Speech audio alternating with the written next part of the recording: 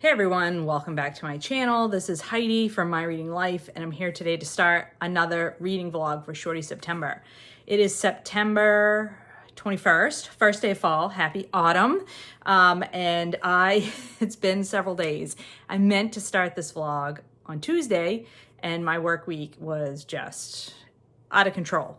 So we're just gonna let that go. That's past, that's behind us. I have completed 2 shorties since Monday night, and so we'll talk about those. We'll talk about plans, and then it will just be a normal vlog. And the vlog clips that you see after this, maybe they happened in the last few days. Who knows? But I mean, we documented it, right? We documented what happened. So what have I completed? I've been leaning into Hispanic Heritage Month, which started on September 15th, I believe, and I picked up this book off my pile of possibilities. This is The President and the Frog by Carolina de Robertis, and this was awesome. This is about 200 pages long. I had never read anything by this author before, but she is Latina author. I forget her background, but regardless, she is a Latina author, and this is a story about the poorest president in the world. So let me just read what it says. An unnamed Latin American former president receives a journalist in his garden to talk about, his life and his career. He had been in this, it's based on a real person, but it's fictionalized. It's based on the president of Uruguay, I believe, who was a guerrilla and was trying to bring change to his country and was thrown in jail for his troubles and stayed in jail for a long time. And then after he was released from jail, became president of his country and refused to live like in the presidential mansion, just lived in a normal house and lived a normal life. And this is a fictionalized version of this. And it goes back and forth between him being interviewed by this journalist from Norway and him reminiscing about the time that he was held in solitary confinement for years. And during that time that he was held in solitary confinement, what happened to him? And he had conversations with this frog.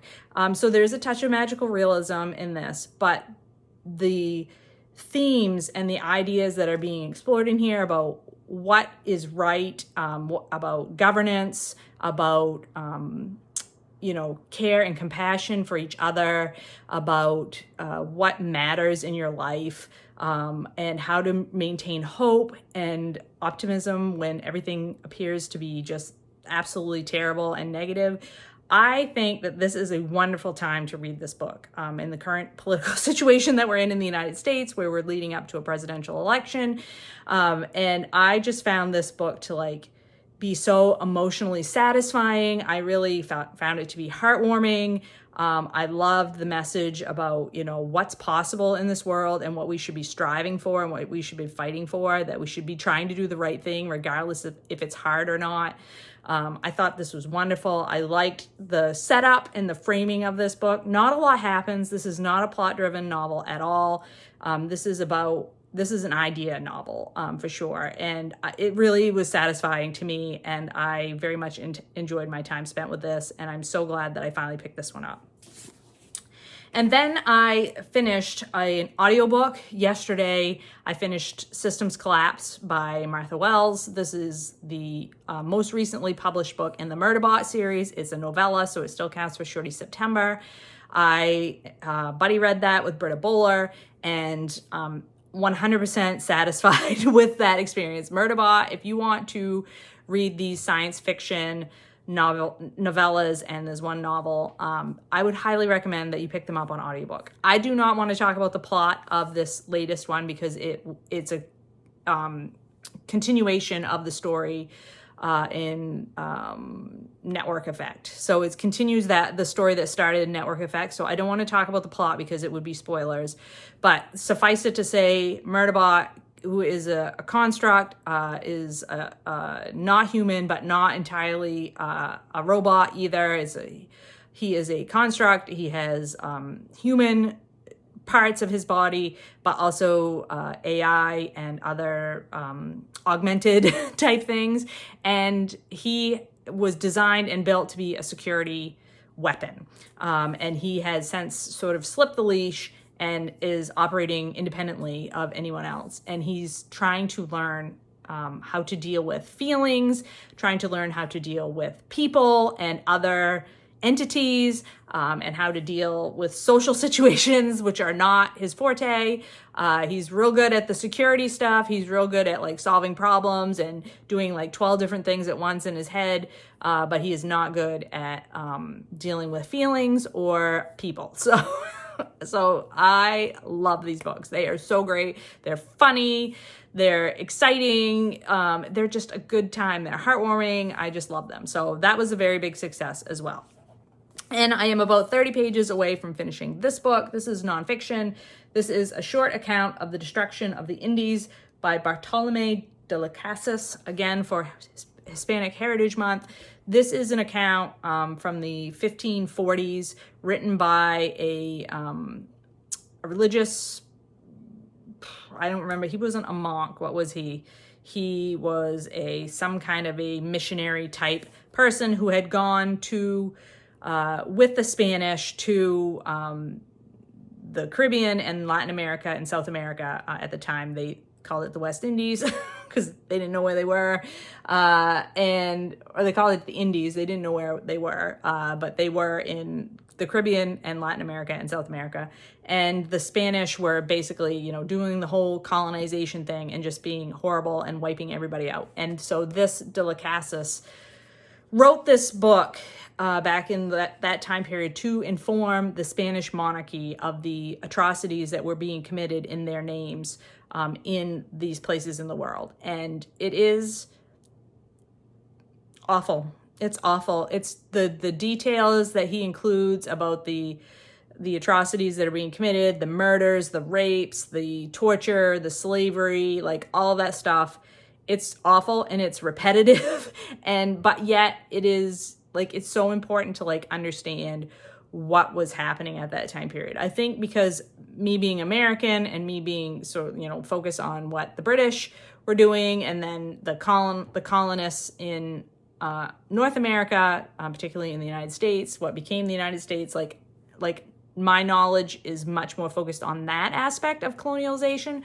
And so like to learn, like I knew the Spanish conquistadors, I knew they were doing their thing in wiping out native peoples in Latin America. But like to read about the atrocities here, it's just awful. Like all done in the name of like basically greed and like wanting money and material goods, gold, whatever. Like the lack of compassion and the lack of like belief that these were people worthy of any kind of consideration at all. Just really difficult to read. So this is only about 130 pages of text. There is a 20-page introduction, which is really good and provides the context around this time period. But it has been a book that I have only been able to read in short bursts. Luckily, the chapters are quite short, so you can just read a chapter or so and then put it down, because it is quite emotionally difficult to read this. But again, I think it is important information for people to be aware of. So that's where I'm at. I don't know what I'm going to pick up next, but like I said, I figured it was high time I get started on another vlog. So I will come back once I have something new to report in terms of my reading.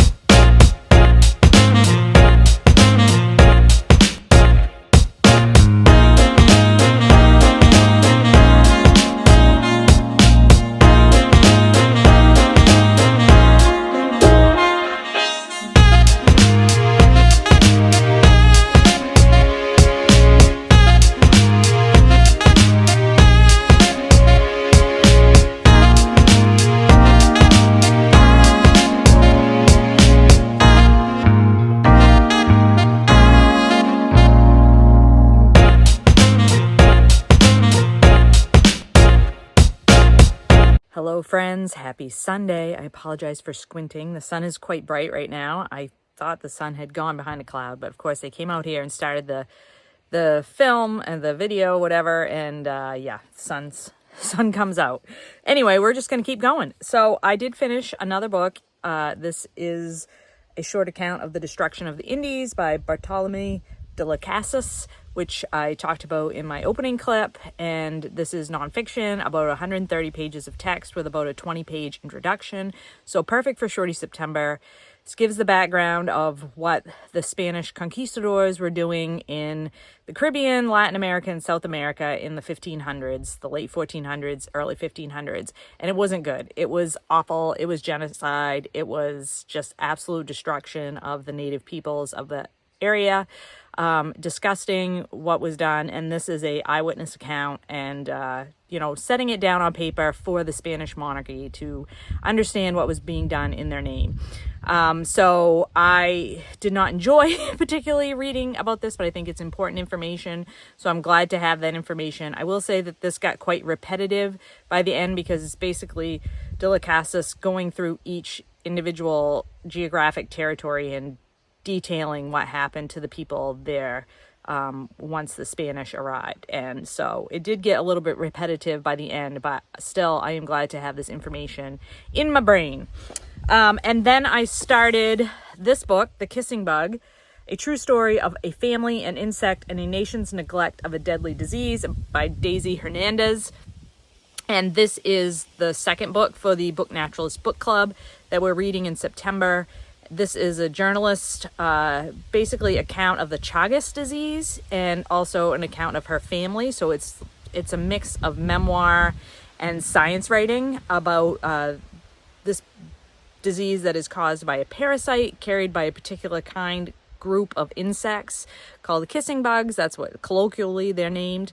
And the author's aunt was infected and had Chagas disease, a particularly devastating form of it, because some people can carry this parasite and not display any symptoms of the disease. So I'm about 88 pages into this, and it's excellent. It is so good. It's like exactly the kind of thing that I like to read about. It's a mixture of memoir, science writing, journalistic writing about like medical history and social issues in particular countries. And so, yeah, I'm really, really enjoying this. So I will continue on with this, and I will report back when I have finished another book.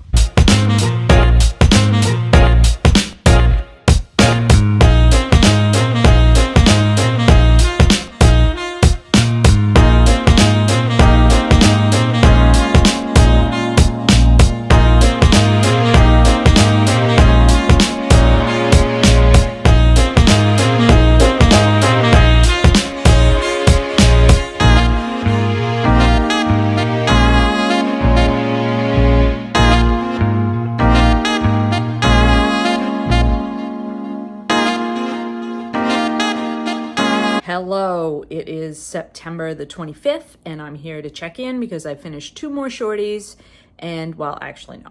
Let's take that back. Rewind. I have finished 2 more books, one of which is a shorty and one of which is not. The first book that I've completed was an audiobook I was listening to. I had to do a lot of driving over the last couple of days, and I finished an audiobook that was not a shorty, and that was Somewhere Beyond the Sea by T.J. Kline. This is the sequel to The House in the Cerulean Sea, which I had listened to on audiobook a while ago and really enjoyed. And I'd been hearing lots of great things about this sequel and wanted to listen to it. So I decided to go ahead with it, even though it was not a shorty. And I really enjoyed it. This is a fantasy novel, and I'm not going to talk about it too much, other than to say it's a sort of found family. In the first book, the main character is a social services type person, goes to inspect an orphanage that is on this island, and the orphanage is holding magical children, and people are scared of these children, one of which is the Antichrist. It's very funny and very heartwarming, and it's all about found family. And so the sequel is the same orphanage, but instead of following the social services character, it's following the man who was in charge of this orphanage and his attempts to provide a safe haven for these children and for himself, because he is also magical. So yeah, it's very magical. It's very fantastical. And I will say it is essentially the same story that was told in the first book, which I did not hate. If you liked the first book, you will almost certainly like the second book because it's more of the same. I will say that the audiobook, the only criticisms that I really have about it is because it's a very fun time and it's very heartwarming and it's very inclusive and it's very much a story that is all about the importance of accepting everybody for who they are and for making the world safe for everybody, regardless of sort of these surface level characteristics that people have, which I fully endorse and subscribe to. But the criticism that I have was the audiobook narrator is very dramatic in his telling of the story. And I did find certain parts of the audiobook were a little bit over the top for me in terms of the narration. I think if I had read it physically, that obviously would not have been an issue. So really that's my only criticism. Otherwise, it was a very fun time, a very good story. The children themselves, I mean, Chauncey is one of the children and he is like this kind of a mixture of an octopus and a jellyfish. And I just adore him. I think he is the cutest character. He is such a sweetheart. And all of the children really are fantastic. And they're just fun to read about, the antics that they get up to. The adults in their lives are all quite maybe a little bit more of a gentle parenting style than maybe I would be should I be these children's parents. But I mean, there's a reason for that too. And the bad guys are like super bad. They're like real bad. So it is very over the top and it's telling, but I appreciate the sentiment behind it so much. And I had such a good time with it that really those aren't criticisms. That's just how this book is. So yeah, can highly recommend that one. And then last night I quickly read, this is a children's middle grade graphic novel. So I'll see if I can show you. Yeah, that's 1 2-page spread of the graphic novel. And it's all in black and white and it's about this cat. So the name of it is Cat on the Run in Cat of Death by Aaron Blabey. And this particular author has written another series, which I heard about from Heather over at Too Many Heathers. But I found this one at the Scholastic Book Fair. And once I bought it actually to donate to my daughter's classroom because she teaches in elementary school and her students really enjoy graphic novels. So I bought the 2 graphic novels, middle grade graphic novels I bought for her room. Both were about cats. This one I've read and I'm going to pass along and I will read the other one and pass it along. But this one was very cute and it only took me about 20 minutes to read the whole thing. So perfect for Shorty September. And if you like funny kids graphic novels, like this was a good time. So it's about this cat. She is a YouTube sensation. She has millions of followers. She makes funny cat videos on YouTube and everybody loves her.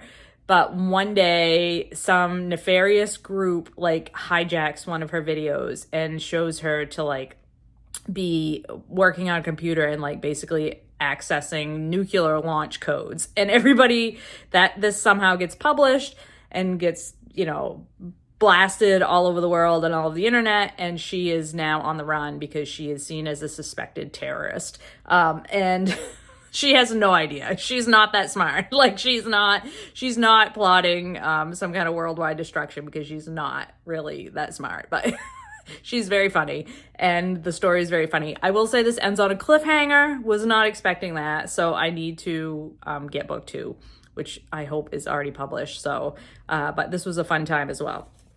So those are 2 books that I have completed. I am aware that I have not discussed at all the prompts. There is a lovely list of prompts for Shorty September created by Bert, and then Heather created this awesome tarot card like board that a tarot card to go with each of the prompts. And I had thought at one point that I would try to do the prompts, but obviously I have not been doing the prompts. I've just been reading through shorties all month.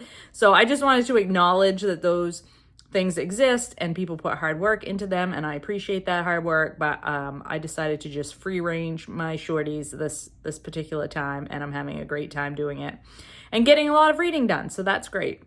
And that is it for this vlog. I'm going to close it out here, and I'm going to start one more to sort of wrap up the month, because my husband and I are headed out of town starting tomorrow, and so there hopefully will be some good scenic footage of Maine in the fall. So stay tuned for that. I hope you're all doing well and finding some great books to read. I'll talk to you later.